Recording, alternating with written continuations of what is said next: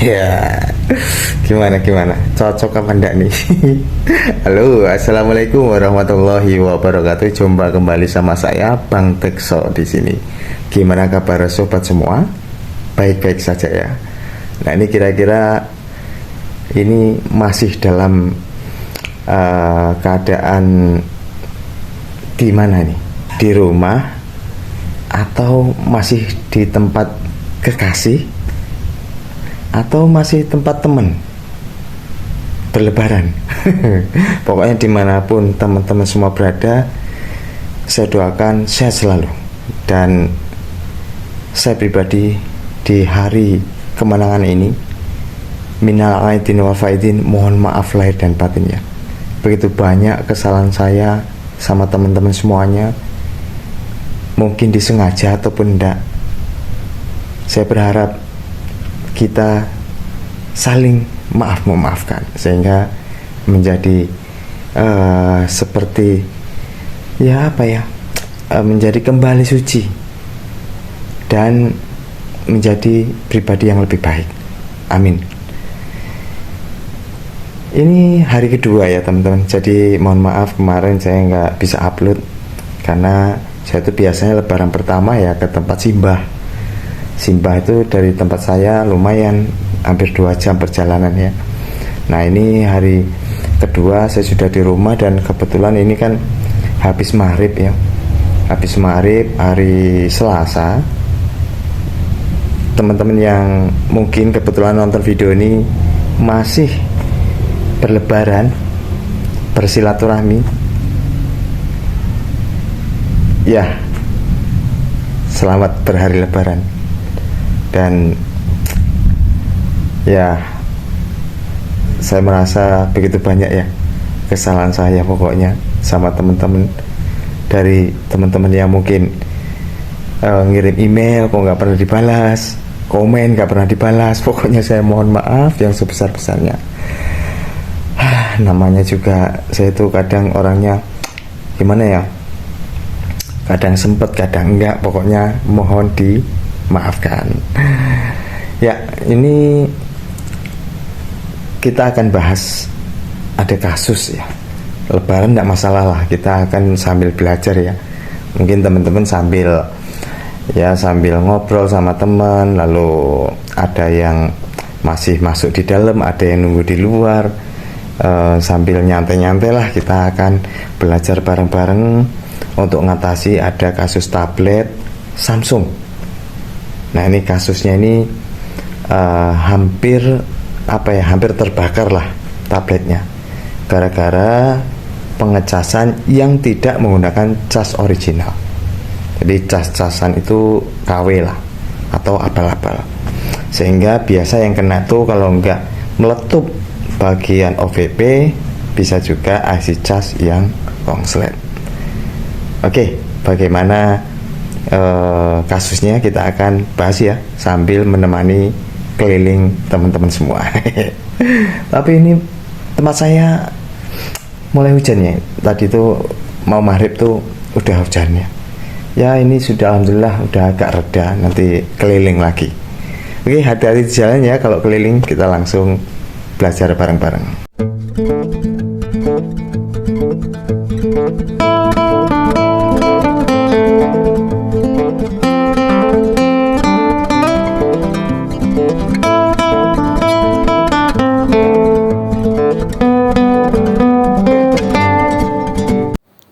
Oke, nah ini sambil menikmatin kue lebaran. Alangkah indahnya sambil belajar. Mudah-mudahan teman-teman tidak bosen ya.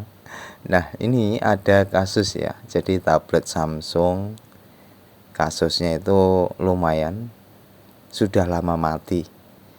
Ini mati gara-gara bilang pemilik saat dicas itu terdengar letupan ya, sampai adaptornya leder. Nah, ini saya coba dengan HP yang lain, masuk ya. Berarti HP ini almarhum ya untuk tabletnya. Nah, ini kemungkinan faktor penyebabnya ya gara-gara kongslet di cas yang KW atau abal-abal. Nah, untuk kasus yang kayak gini tuh saya sering ya dapati. Untuk kasus konslet gara-gara pengecasan, semua faktor penyebabnya ya kalau nggak adaptor yang jelek atau kabel cas atau kabel datanya yang konslet ya.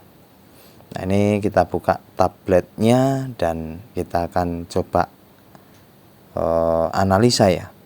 Kalau saya perhatiin ini tabletnya masih kondisi ya belum pernah dibongkar ya. Oke, kita akan buka fokus di bagian bawah ya. Tentunya kita akan coba analisa ini yang konslet di mana atau yang meletup itu IC atau komponen yang mana. Kita akan belajar bareng-bareng. Oke teman-teman, jadi kasus tablet ini tidak mau ngecas. Ada komponen yang konslet bisa karena bilang pemilik terjadi letupan. Nah, di kasus tidak mau ngecas untuk kerusakan HP apapun itu, entah tablet, entah HP Android, kita pastiin dari awalnya pengecasan tuh di sini ya, konektor cas. Biasanya itu ada papan cas, papan bautnya seperti ini. Lalu disambungkan di fleksibel menuju ke mesin atas. Logikanya saat dicas, tegangan pengecasan sebesar 5 volt itu masuk kan? Masuk di sini lewati konektor fleksibel ini lalu menuju ke mesin atas ini. Harusnya tegangan masuk di mesin atas. Itu poin pertama yang akan kita cek ya. Mudah-mudahan kita belajar bareng-bareng gimana sih analoginya untuk kasus charging. Pertama yang disiapkan itu multitester digital di setelan 20 volt. Ini untuk ngecek tegangan ya. Lalu kita akan siapkan seperti ini. Nah, sekarang kita akan mastiin, bisa jadikan konektor ini yang rusak. Gimana cara memastikan konektor ini rusak apa enggak? Caranya, sebelum masuk ke fleksibel, kita lepaskan dulu fleksibel ini. Nah, kita lepaskan begini. Lalu kita cas. Baterai nggak usah dipasang ya konektornya. Perhatiin, kita cas ya. Kita cas, lalu ini kita buat ukur. Lalu kita tempelkan bebas ya, tempelkan di HP apapun itu positif negatif pinggir ke pinggir ya. Kita tempelkan, muncul nggak nilai tegangannya sebesar 5 volt. Oke, muncul ya. Muncul dan ini nilainya tidak negatif, berarti betul di sini positif yang kiri, negatif yang kanan. Ini muncul ya. 5,2 volt. Artinya berarti konektor ini menyampaikan 5,2 ke sini, berarti konektornya nggak masalah, bagus, baik-baik saja. Oke, kita cas, kita ukur nih di sini.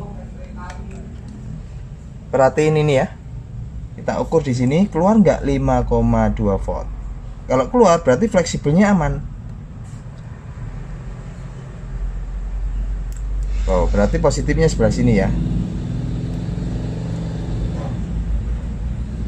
Oke, keluar ya 5,2 volt. Artinya tegangan ini udah nyampe di atas ini. Perhatiin untuk di sekitar ini. Ini ada Vibas. Nah, ini yang 5,2 volt. Kalau kita ukur tadi kan di sini 5,2 volt ya. Ini nyambung ke sini. Ya. Berarti kita pastiin ini tuh keluar nggak? Di sini keluar, ini pasti keluar. Tapi kita coba cek ya. Ini kita pasang lagi. Dia nyampe nggak ke papan bautnya? Berarti kita ngeceknya rada minggir kayak gini. Ini kan kelihatan ya. Ini nih. Ini kelihatan nggak sih? Nih. kita agak minggir ke sini ngeceknya. Oke, kita cas lagi, lalu kita ukur lagi untuk di tegangan vibasnya keluar nggak yang di titik test point vibas. Kita cas, lalu kita ukur. Yang negatif taruh di kaleng sini ya. Nah ini kan tadi tegangannya di sini ya, titik test pointnya. Perhatiin keluar ya, kurang lebih 5 volt. Indikasinya ini keluar.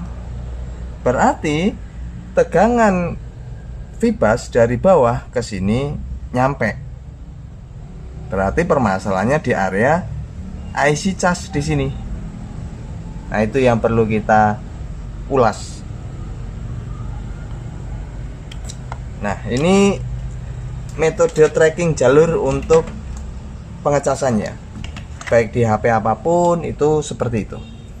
Berarti logikanya tegangan 5,2 di sini ada, di sini ada, di mesin ada, tinggal ke bagian charging, IC cas, terus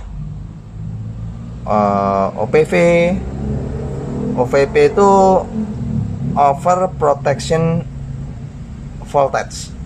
Jadi untuk IC mengatur voltase yang berlebihan. Ada juga di sini IC-nya berdekatan dengan IC cas. Nah ini skemanya ya. Ini kan vibas kan di sini. Ini vibas, ini vibas. Vibas nanti larinya ke atas ini. Nah ini OVP ya, OPV, over protection voltage ya. Nah ini IC-nya. Kemungkinan besar saya menganalisa ini bisa jadi jebol, karena bilang pemilik saat dicas itu meletup ya. Bisa jadi IC ini jebol. Lalu di atasnya ini IC power PMI atau bisa jadi IC cas ya. Oke, kita langsung akan jebol ini untuk di bagian penutup kalengnya.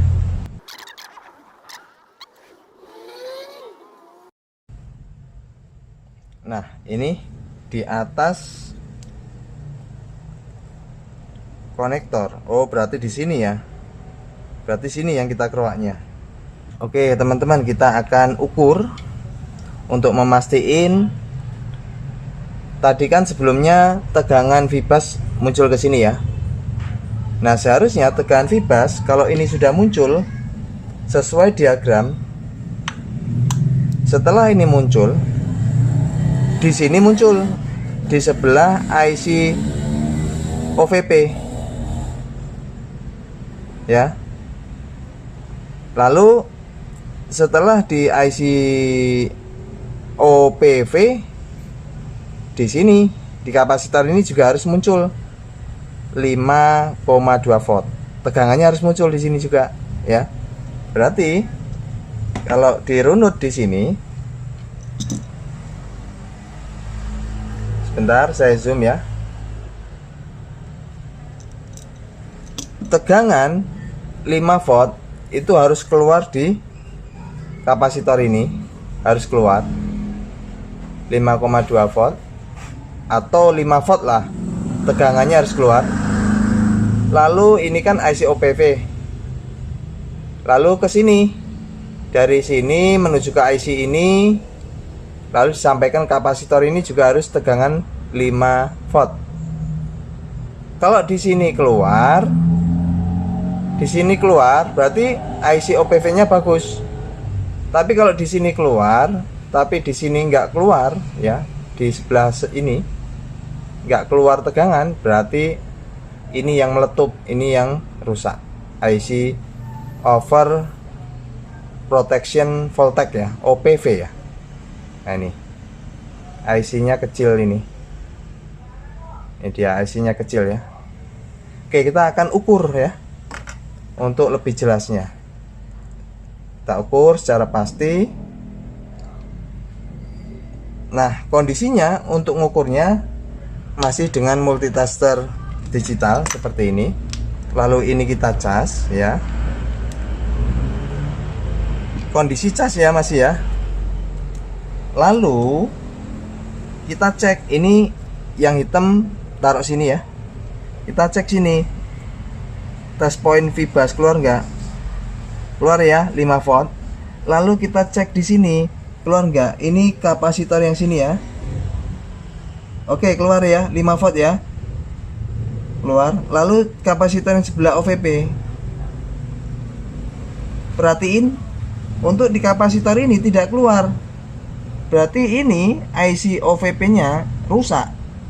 Yang meletup ini harusnya keluar 5 volt, ini nggak keluar.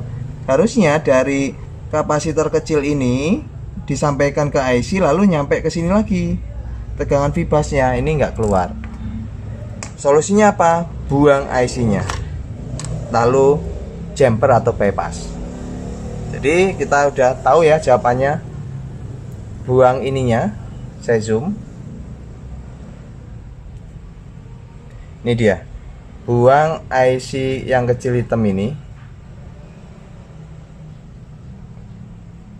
Kelihatan nggak ya? Nah, IC kecil ini buang, lalu kita jumper dari kapasitor kecil ini menuju ke sini, gitu ya. Oke, kita akan bypass.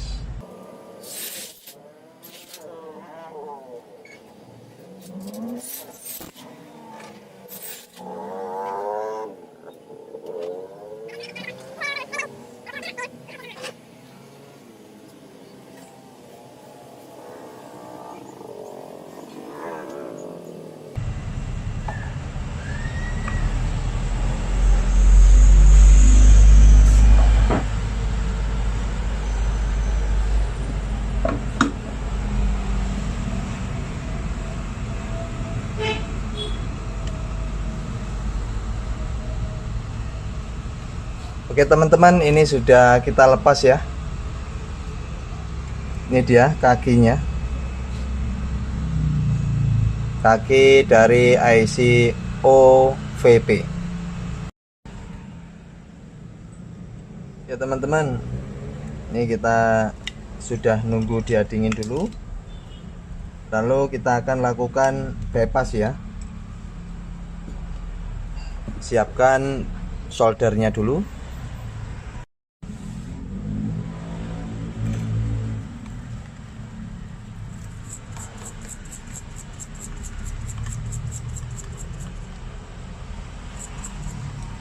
Untuk bikin solderan atau jumperan atau bypass itu gunakan mesin bekasan begini.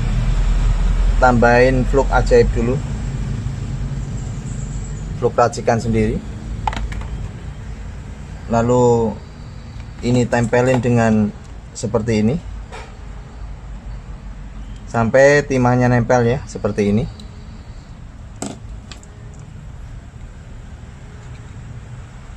Lalu kita ambil kabel jumperan seperti ini, ujungnya ya, ujungnya dikerok-kerok seperti ini.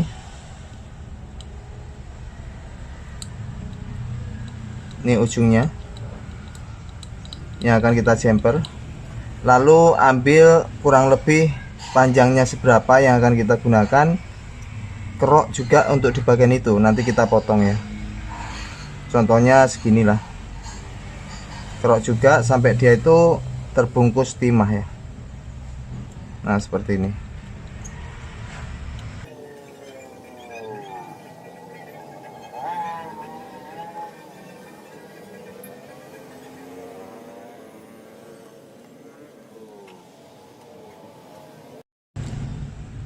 Oke teman-teman, ini sudah saya pasang mesinnya dan kondisinya ini masih ada jumperan ya. Ini jumperannya. Sekarang kita akan coba ukur ya, kita tes ya. Kita tes dengan cara dicas. Untuk baterainya jangan dipasang dulu, kita cas seperti ini. Lalu kita akan cek nilai tegangannya udah nyampe belum di kapasitor sebelah OPV ya, yang kita curigai tadi. Oke, kita tes dulu di test point, muncul nggak 5 voltnya. Oke, muncul ya. Lalu di kapasitor yang paling pojok kita cek. Oke, muncul ya, 5,1, berarti udah nyambung ya. Oke, kita taruh di lem 1 ya.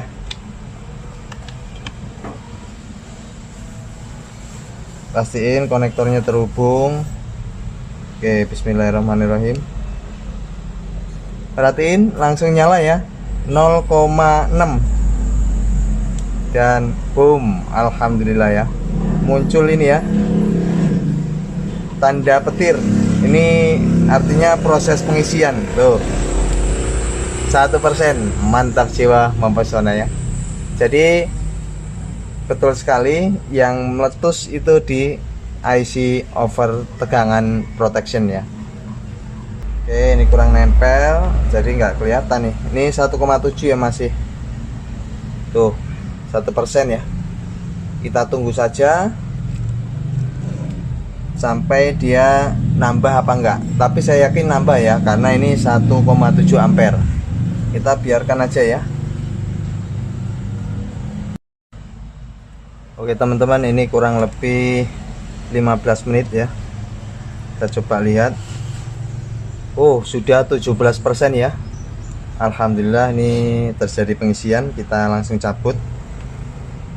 Dan kita coba posisi nyala ya. Kita nyalakan. Bismillahirrahmanirrahim. Oke. Jadi penyebabnya IC kecil ya. IC OPV. Mana tadi IC-nya? Udah kebuang kayaknya. Jadi IC-nya kecil. Ini. Mungkin ada yang bertanya, "Bang, itu diganti apa enggak?" Kalau punya penggantinya diganti ya, tapi kalau nggak ada di bypass enggak masalah. Karena nyari bekasan untuk sama-sama tab A7 LED itu rada susah ya. Kalau beli nggak ada yang jual ya, OPV itu nggak ada yang jual.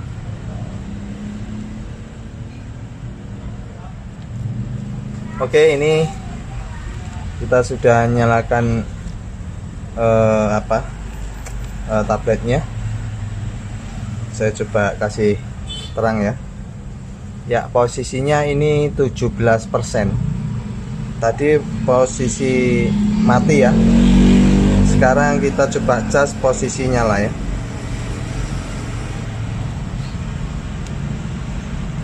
Yang pasti bisa ya untuk posisi nyala. Ini proses pengisian ya. Dan di sini 1,7 ampere. Udah bisa dipastiin ini sudah normal kembali dan siap untuk dipakai lagi. Oke, kita tinggal rapiin lagi. Oke, kita nyalakan. Bismillahirrahmanirrahim. Ya, jadi kasus tablet ini penyakitnya di ini nih IC-nya nih. IC ini tidak ada yang jual OPP nih. Jadi kalau punya bekasan ya cari bekasan, tapi kalau nggak ada di bypass seperti tadi ya.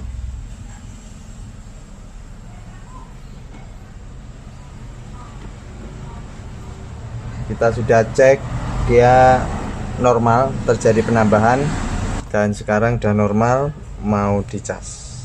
Ya, ada simbol pengisian. Dan di sini 1,7 ampere. Artinya ini proses pengisiannya oke.